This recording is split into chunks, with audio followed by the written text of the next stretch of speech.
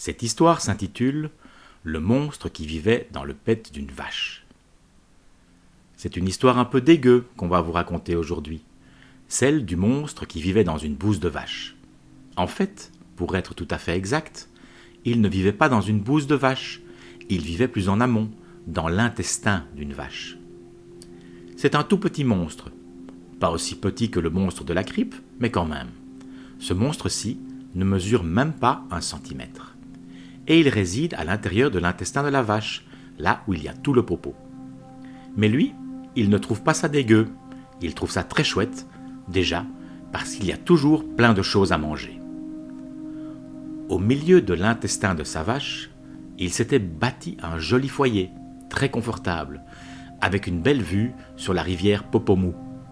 Mais un jour, la vache ayant mangé de mauvaises herbes venant d'un champ pollué, elle tomba malade, très très malade.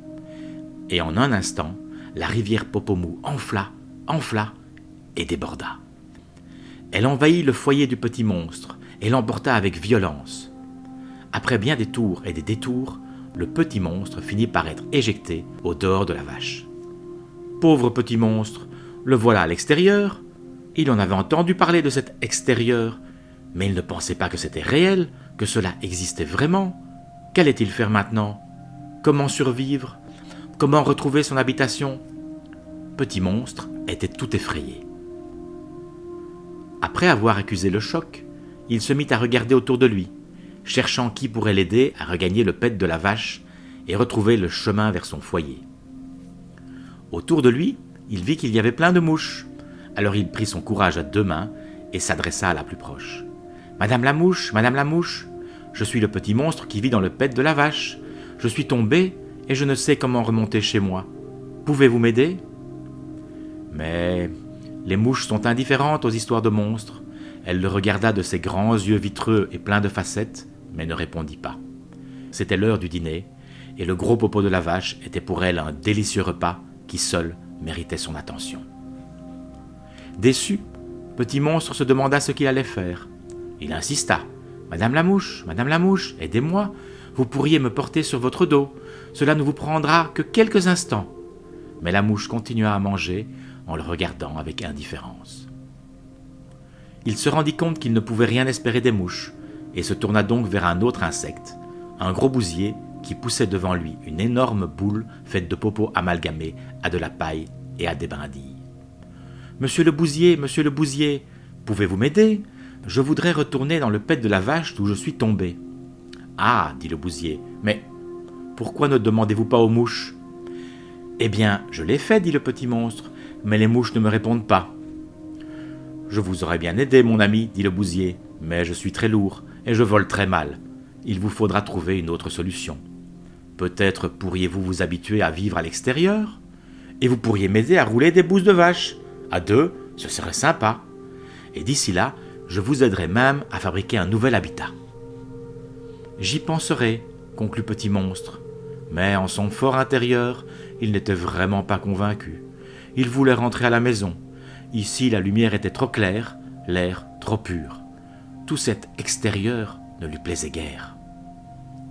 Alors, il continua à demander à tous les insectes qu'il croisa. La coccinelle, qui ne voulait pas se salir. Le papillon, qui lui reprocha son odeur. Les fourmis, qui n'avaient vraiment pas le temps. Et la cigale, qui se contenta de chanter une chanson ridicule. Il demanda même à la menthe religieuse, qui faillit lui trancher la tête. Il demanda à tout le monde, mais personne ne prit la peine de l'aider. Désespéré, il se réfugia au centre d'une grosse bouse de vache et se dit qu'il allait falloir trouver une autre solution. Mais il ne voyait pas laquelle. Alors il se mit à pleurer, seul et abandonné, alors que la nuit tombait. Loin de là, Gromulus se détacha doucement de sa feuille de papier, se glissa par la porte-fenêtre entr'ouverte et s'envola vers la campagne. Aujourd'hui, il avait envie d'un peu de tranquillité. Le bruit de la ville, il en avait assez. Il flottait au-dessus des champs lorsqu'il entendit Petit Monstre pleurer.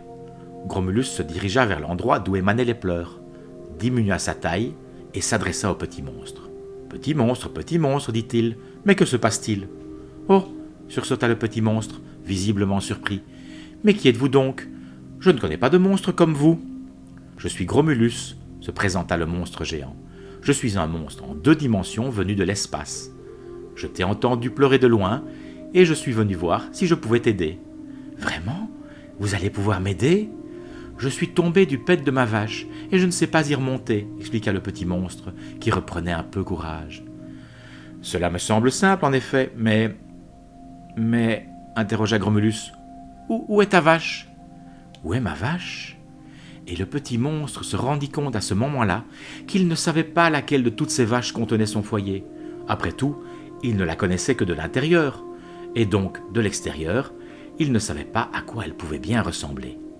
Comment allait-il pouvoir la distinguer? Et voilà le petit monstre encore plus désespéré qu'il y a quelques minutes. « Eh bien, reprit Gromulus, je pense qu'il nous faut réfléchir à cela tête reposée. Écoute, je vais t'emmener avec moi et nous reviendrons demain. Une bonne journée de repos ne peut pas faire de mal après tout ce stress. Et d'ici là, peut-être te souviendras-tu de quelques particularités de ta vache. En attendant, passons par le ruisseau, histoire de se nettoyer un peu, puis nous rentrerons dormir chez Parrain. »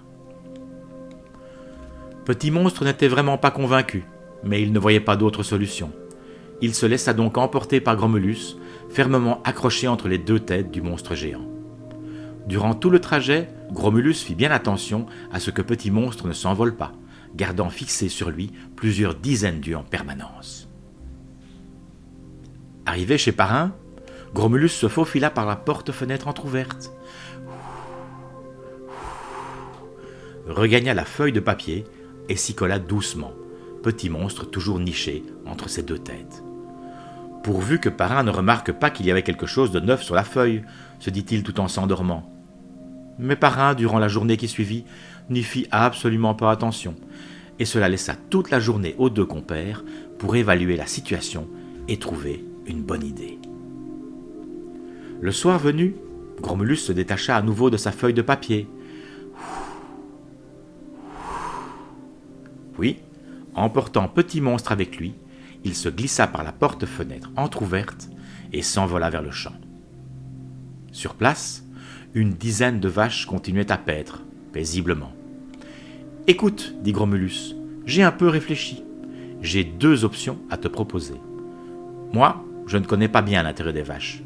Peut-être que chaque intérieur de vache se ressemble, alors il te suffit d'en choisir une au hasard et de voir si tu y es bien. Moi, j'attendrai, et tu me diras ce que tu en penses. Ou alors, si ça ne te convient pas, on essaye les 10.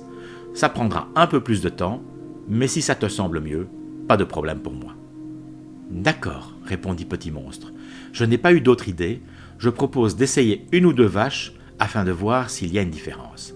Et si je me sens bien où je me trouve, eh bien, je m'y installerai. » Portant toujours Petit monstre, Gromulus s'envola alors vers la vache et rétrécit, prenant bien soin d'être suffisamment petit pour ne pas être repéré. Il leur fallut attendre un peu, parce que le trou de pète de la vache n'était pas directement accessible. Il ne l'est que quand les vaches font popo. Le reste du temps, la queue balaye inlassablement de gauche à droite, chassant les mouches. Après un long moment, la queue finit par se lever et un gros popo s'éjecta. Gromulus en profita pour lancer Petit monstre à l'intérieur du pet de la vache, désormais entrouvert. C'était un peu dégoûtant quand même. Mais Petit monstre avait l'air ravi. Gromulus l'était beaucoup moins, et il espérait que Petit monstre serait à son aise dans ce premier intestin, afin qu'il ne doive pas répéter cette opération répugnante à plusieurs reprises. Petit monstre ressortit un peu plus tard, et appela Gromulus. « Je ne suis pas sûr, dit-il. Tout cela me semble très bien, mais je ne suis vraiment pas sûr. Pourrait-on quand même en essayer une autre ?» Gromulus n'était pas ravi à l'idée, tout cela le dégoûtait quand même sérieusement. Mais il avait proposé son aide, il fallait continuer.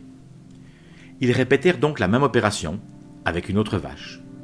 Et dans cette autre vache, Petit monstre se trouva tout aussi bien que dans la précédente.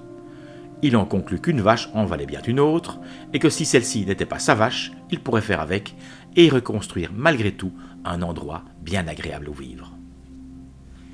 Il remercia donc chaleureusement Gromulus, et lui proposa de venir le voir bientôt. Après tout, puisque Gromulus pouvait changer de taille à volonté, il pourrait très facilement lui rendre visite en se glissant à l'intérieur de la vache. Gromulus lui répondit « Oui, oui, bien sûr, pourquoi pas ?» Mais il n'avait vraiment pas l'air enchanté par cette idée. Après cet au revoir, Petit Monstre remonta lentement le courant de Popo dans l'intestin de la vache jusqu'à un endroit où il se trouva bien. Là, à l'aise et bien protégé, il prit le temps de se reconstruire un habitat qui lui convenait, près de la rivière Popomou locale. Pas trop de lumière, pas trop d'air, une belle vue, c'était juste parfait. Sur le chemin du retour, Gromulus passa par la rivière et s'y trempa longuement, nettoyant vigoureusement tentacule après tentacule, pince après pince. Il était bien conscient d'avoir vécu une drôle d'aventure, un peu dégoûtante, mais au final satisfaisante. Il avait aidé un autre monstre, un monstre gentil en détresse, et c'était là l'essentiel. Parfois, se dit-il tout haut, il faut un peu se salir les tentacules pour aider les autres, mais ce n'est pas grave, car la récompense est de savoir qu'on a contribué à rendre quelqu'un heureux. Content de sa nuit, et lavé de bas en haut, Gromulus se remit en route. Arrivé chez Parrain, il se glissa par la porte-fenêtre entr'ouverte, se nicha sur sa feuille de papier et se dit qu'il allait passer une bonne journée de repos, tout en jurant que la prochaine fois, il n'irait pas à la campagne.